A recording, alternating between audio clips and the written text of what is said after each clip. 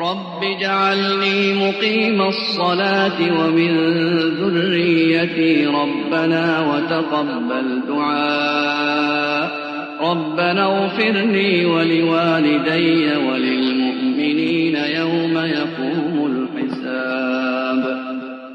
ولا تحسبن الله غافلا عما يعمل الظالمون إنما يؤخرهم ليوم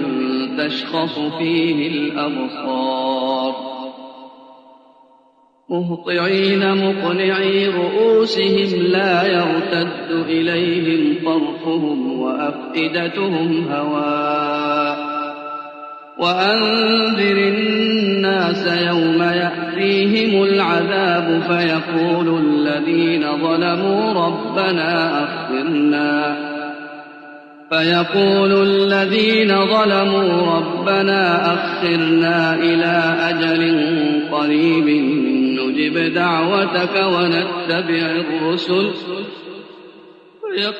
الذين ظلموا ربنا أخرنا إلى أجل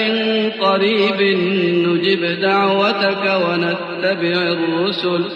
أولم تكونوا أقسمتم من قبل ما لكم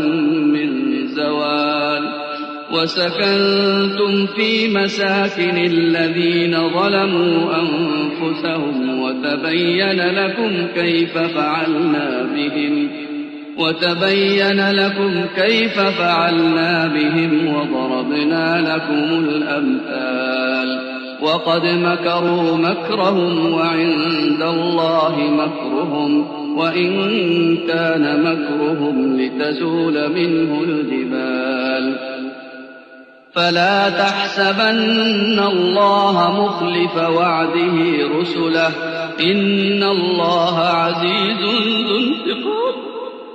فلا تحسبن الله مخلف وعده رسله